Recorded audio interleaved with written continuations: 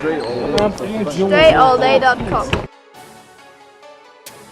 What's up, everybody? Dre Baldwin, DreAllDay.com. We are here at Q&A number 71. This is a weekly video that I do here on my channel where I basically take all your questions from last week's Q&A that you left in the comments, and I'm going to read them and respond to them right here in this video.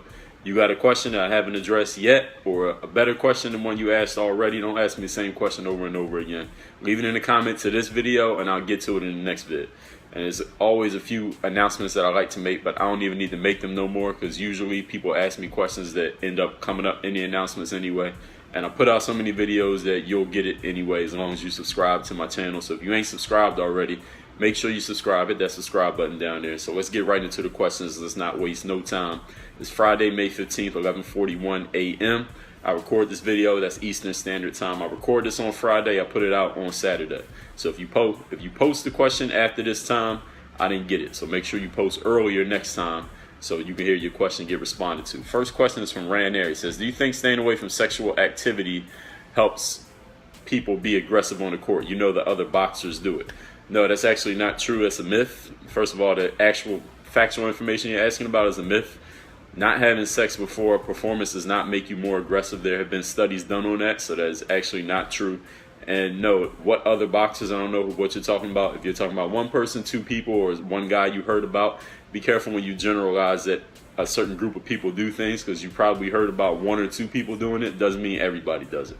Emmanuel Tavares says, I'm in 8th grade, I'm going to 9th. I need, in all capital letters, he needs to make the school team next year, but he doesn't have a consistent gym to go to because his parents don't want to take him anywhere. The closest gym is public and is always full, so what should he do?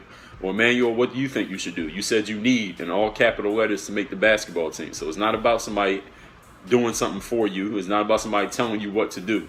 You said you need to make it. It sounds like you made a decision that it absolutely has to happen. So the question is really, I'm actually curious to see what you're going to do. Because if you said you need to make it and then you're giving me excuses, now you're giving me two different ideas. Which one is it? Or is it an absolute decision that is going to happen? Or is it maybe going to happen if somebody helps me or somebody tells me what to do? So I'm going to sit back and wait to see what you do.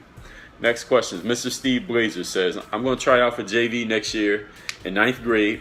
Should I try to start learning team plays or just work on my game, since coaches will teach us plays, or they want to look for a player who is strong with both? Well, Steve, of course, a coach will love a player who has every ability, who can do everything and doesn't need to be taught anything. That would be perfect in a perfect world, right? But of course, with team plays, you can only learn team plays by being on a team, Steve. So unless you have a team to practice with, there's no way you can learn team plays by yourself. Of course, you want to work on abilities. Coaches look for players who can actually play. So if you have some skills, that'll help. And if you know plays and have no skills, then you probably won't even get to the part where they start talking about plays. So I suggest you develop some skills and show up with those. I can teach plays to somebody who can play. I can't teach game to somebody who knows plays. So you better start with the skills. Next question. Zachary says, I want to get better this summer. I don't know which basketball summer camp I should go to. I've been training myself and I need some guidance one-on-one. It's hard when it's just you. Do you know what I mean, man? But I had an idea. Could you start a summer camp? Could I start a summer camp? Well, Zachary, if that camp does start, it ain't going to be this summer.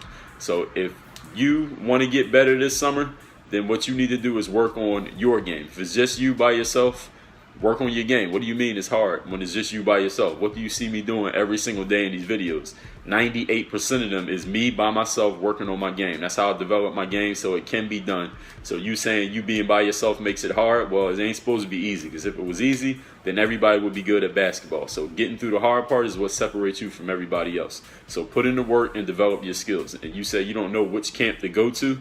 That's a good problem to have. Pick one and go to it, and if you don't like it, then don't go to that one anymore. Now you got an experience and a story to share with other people.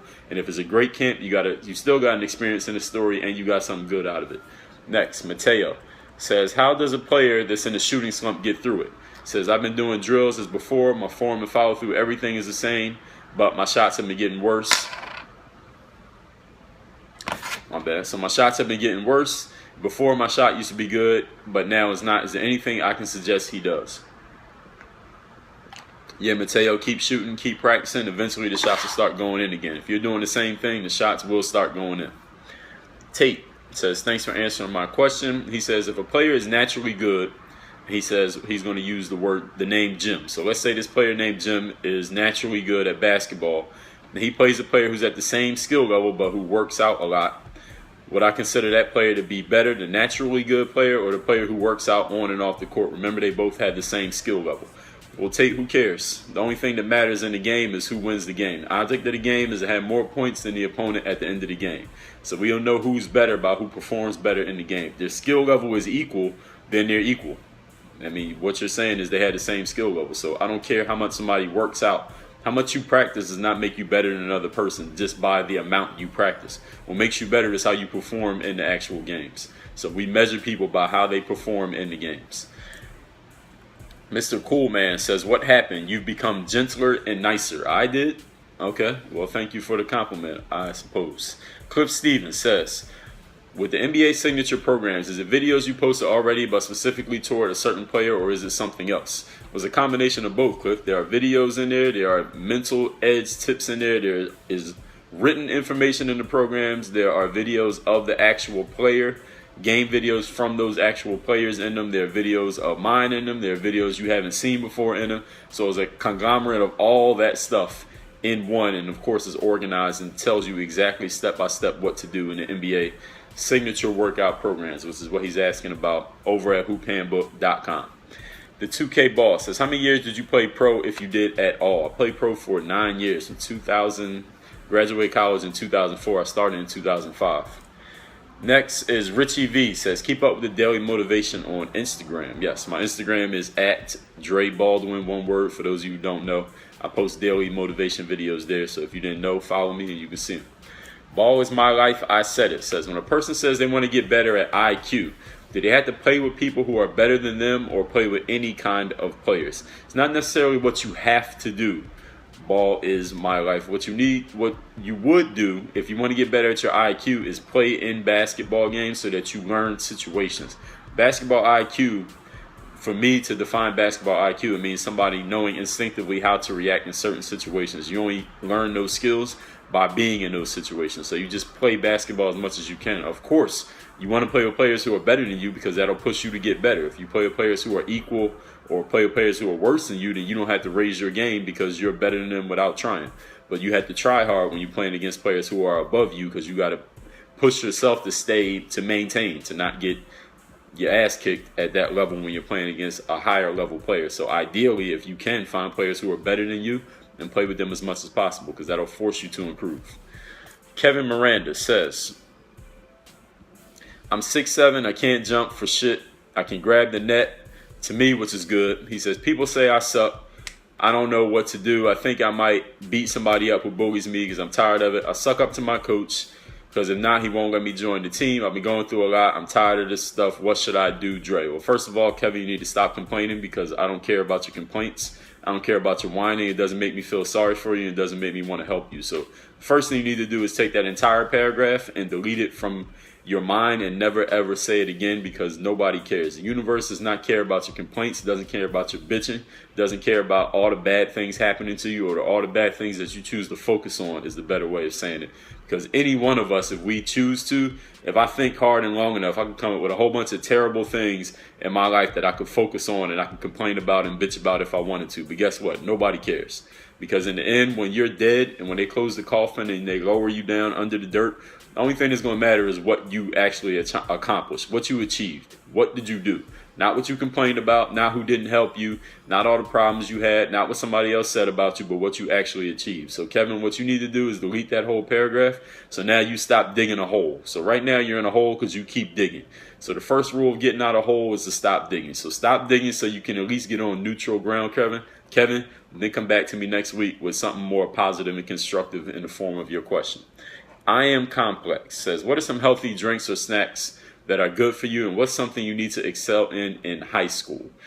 Some healthy drinks and snacks that are good for you. A healthy drink will be water, and a healthy snack would be fruits and vegetables.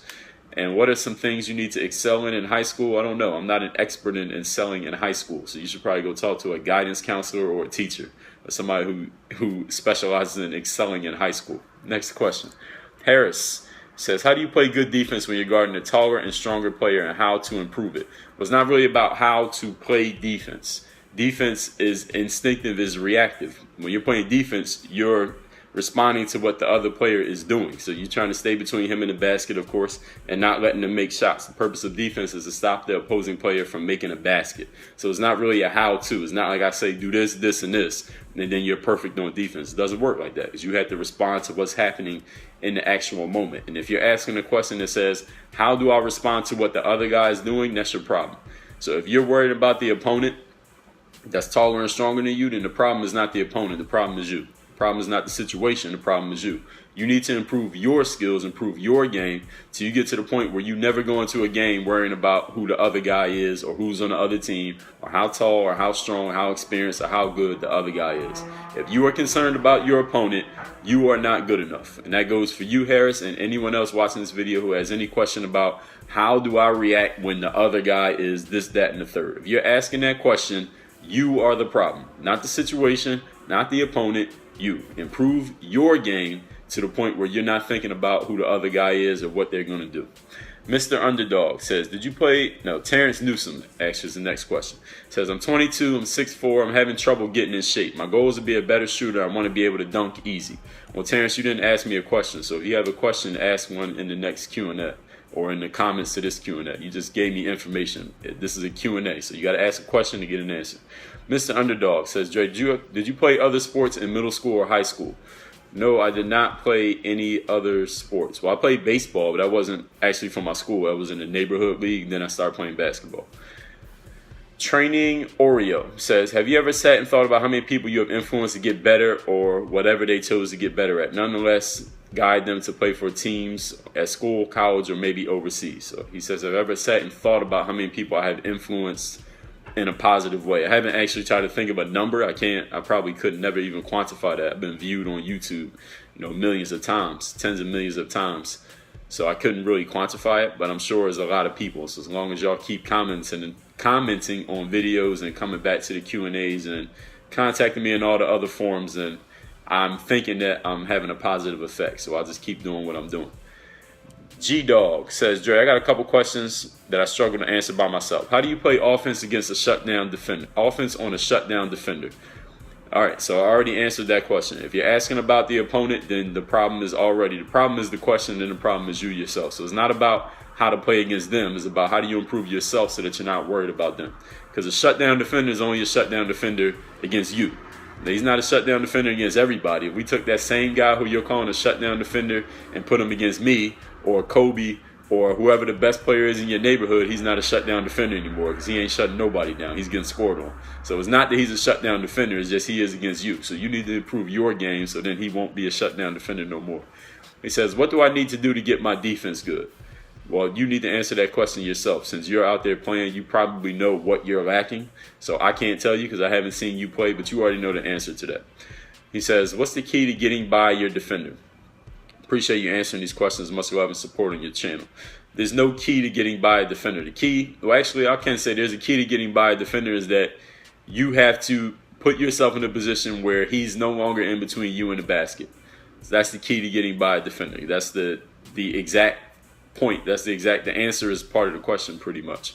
So once you get yourself where there's no defender between you and the basket, then you've gotten by him. So you had to figure out how to do that. But I've already covered that in thousands of videos here. So whether that be you get him leaning one way, you go the other way, whether it be using a jab step, whether that be getting a screen, whatever it happens to be. There are a million different ways to do that. So there's no one thing I can tell you that's going to just guarantee that it happens every time. You got to put in the work, playing the games, get the experience, develop the instincts, and it'll be there.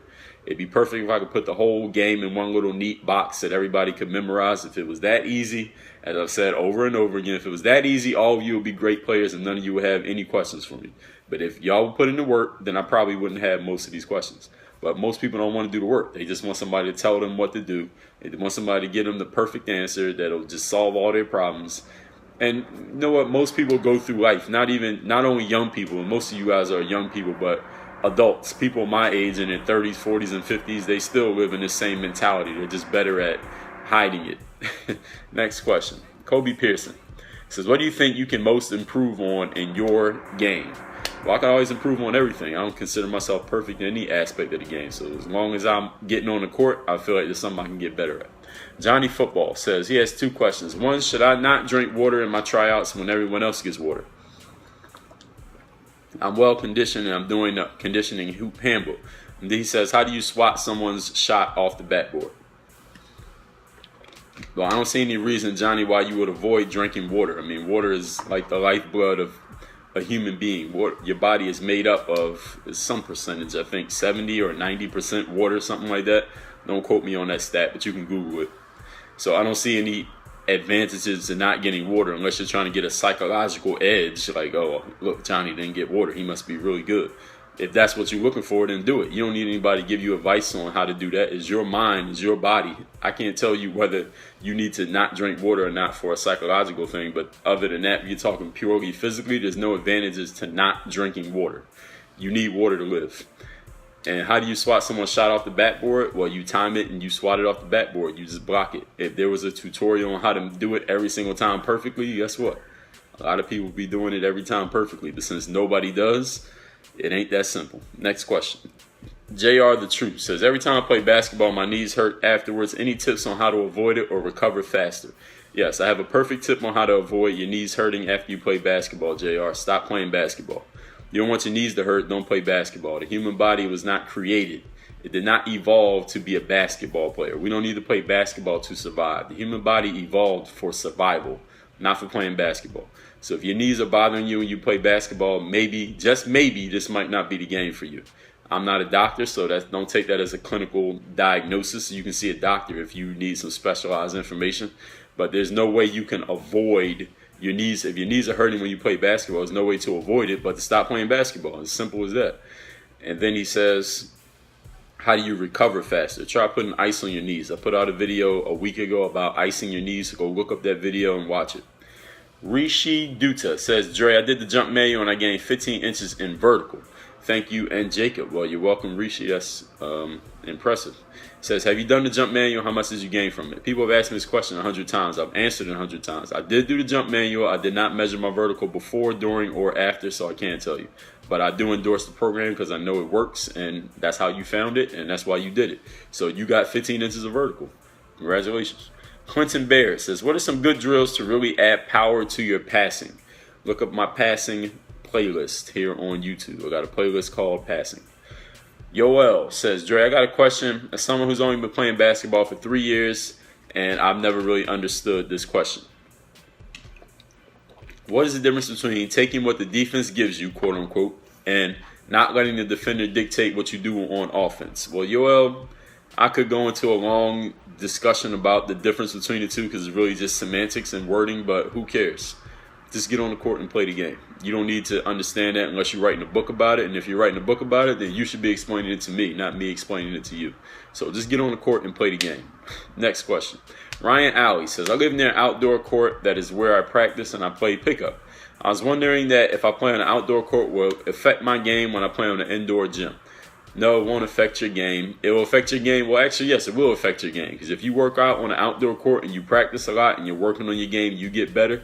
It will affect your game by making you better. So when you play on any other court, outdoor or indoor, you'll be a better player. Now, if you play on an outdoor court and you're doing nothing and you're wasting time and you're not making any improvement, you're not putting in any work, you have no strategy, no plan of what you're doing, you're going to get worse. And then when you play on any other court, outdoor or indoor, you'll be a worse player. So yes, playing on an outdoor court does affect your game, but not in the way that most people talk about it. An outdoor court, for the final time I say, will not make you a worse player when you get to an indoor court. It's just a weak excuse that people use because they want to complain about not having an indoor court. Again, the universe does not give a damn about your excuses, your complaints, your bitching, and all the problems that you claim to have or every negative that you choose to focus on. Nobody cares. Nobody feels sorry for you. It's not going to make anybody want to help you. Work with what you have. Make the most of it, because when it's all over, whether that be your career, your life, or your season, the only thing people are going to judge you by is what you did. Not what you complained about, not your excuses, not the things you claim you didn't have, not the advantages everybody else had, but what you did. Next question. Mr. Splashman says, what type of person did you have to become to make it to where you are today?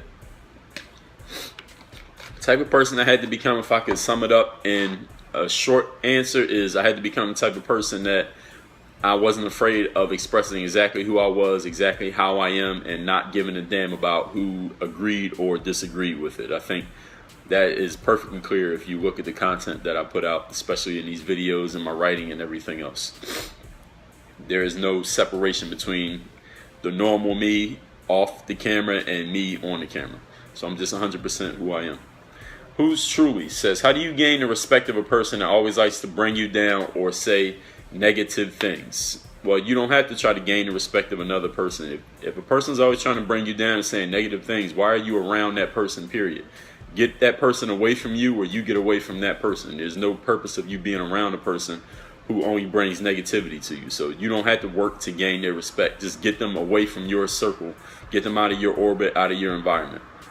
Chris Thomas says, what should I do if I'm talking to a female, asking her open-ended questions, and she is still reticent? Well, Chris, one thing you could do is try to find something, some common ground with that female, whomever she is. Find out some information about her, maybe away from getting her to talk. So see if you know who her friends are, where she hangs out at, where she goes to school, what she's interested in, what she's passionate about, and try to talk about that. Everybody is passionate about something, so you just have to find out what that is. You might have to go and find out by other means besides just asking people questions. People don't always open up and talk to someone that they don't know, and some people just not talkative like that. So you have to figure it out another way. Shabazz Jones says, how do you not care about what anybody thinks of you? Well, it's not really a how-to to it. You just don't do it. Your answer is part of the question. Just don't care. Drake Josh says, do you make money on YouTube? The only people who actually make money, Drake, is the government. The government makes money. Like, they print it up. I got a dollar bill right here. So they print it up at the U.S. printing press, and it comes as a piece of paper, and they put the whatever denomination it is they put on it, and has that money smell, and they got the face of the dead president or Ben Franklin, who actually wasn't the president, on a $100 bill. They put the face of it on there, and this is actually making money. If you're talking about earning money, that ain't really none of your business. Next question. Tough 10, he says, for the past years, I've been training for hours. I put in work in the basketball gym. I do high quality drills because I'm broke and I can't pay trainers, but I've been on my grind, and people are putting in work. With somebody puts up a clip of somebody else shooting around, they get a whole bunch of likes on Instagram. I feel like me and my peeps aren't getting recognition. He goes on and on with a whole bunch of complaining and excuses again. Tough 10, the same thing I said earlier in the video. No one cares about your complaints. No one cares about you comparing yourself to other people. Only thing that matters is what you do. So do what you're doing. People are going to judge you on what you've achieved and what you've accomplished, not what you complained about, not your comparison to other people, not the advantages other people got, not how many likes you had on Instagram. Nobody cares. Just do what you got to do and shut up. NBA General says, what do you think of the Rockets' comeback in Game 6? Who do I have winning Game 7? Do I think Chris Paul will still be known as CP3 or CP0, I guess he said, if he loses on Sunday, because he will still have never made it past the second round? Well, I did see the comeback last night. I thought the game was pretty much over because the Clippers was killing them, but the Rockets just kept fighting. They came back and ended up winning that game. That surprised me. The Clippers seriously choked in that Game 6, which was on Thursday night. I think the Clippers will win Game 7. I think the Clippers will regroup mentally, come back and win Game 7, but I wouldn't be surprised if the Rockets do. I had the Clippers winning in 6, so the Clippers killed my prediction by blowing Game 6 at home in the fourth quarter like they did last night. So hopefully they still finish it out in Game 7, but if they don't, I mean, I don't have a dog in this race. I don't care who wins. I just want to see good basketball. So if the Rockets win, then they deserve to move on. If the Clippers win, they deserve it. I'm going to pick the Clippers, and I'll be watching Game 7 on Sunday. Next, Dylan Moon says, my question, when I play with people I don't know, I don't feel confident. I get the ball stolen from me. When I play with people I know, I attack the rim all the time. How can I get confident around people I don't know when I'm playing? Well, the first thing you need to do, Dylan, is get yourself in the right mental mind state. So find out what state you were in when you're playing your best, and then you need to learn how, you need to work on, practice recreating that mental state when you're playing against people you don't know, where you're getting in those situations where you say right now you're not playing at your best. So you need to work on recreating your ideal mental state, because when you're in your ideal mental state, you unlock all your abilities, and that's on the court and off the court. And that's something that once you practice it and you're able to harness it, you're able to get yourself in that right ideal mental state on call whenever you feel like it. You can apply it to everything, everywhere you play, every opponent you play against. You can even take it off the court to the rest of your life. And if you practice it enough, it becomes a habit to the point where you kind of exist in that state and you don't even have to think about it anymore. But that's something that you actually have to work on. You have to practice. If you look up my mental game playlist, look through my motivational videos, I made a video about 3 things you need to do to get ready for tryouts. I talked about that mental state. Watch that video. That'll tell you exactly how to do it. And I have videos on getting prepared mentally for a game or workout. So watch those videos also. Just search my name and search those keywords. Mental preparation, pregame, and the word mental, and you'll see all those videos. That's it. Those are all the Q&A this week. I don't know if it was fewer questions or if I just answered them quicker, but thank you everybody for coming through with the questions. Keep coming through with well thought out, thought-provoking questions. No dumb questions. Don't ask me the same questions over and over again, but y'all doing well with that. Leave them in the comments to this video. I will address them next week in the next Q&A video. Work on your fucking game. DreAllDay.com. Thanks for checking out this video. Make sure you follow all my top content up here. Follow me on all your favorite social networks right over here. And make sure you are subscribed to catch all the new content I put on this channel every single day. Work on your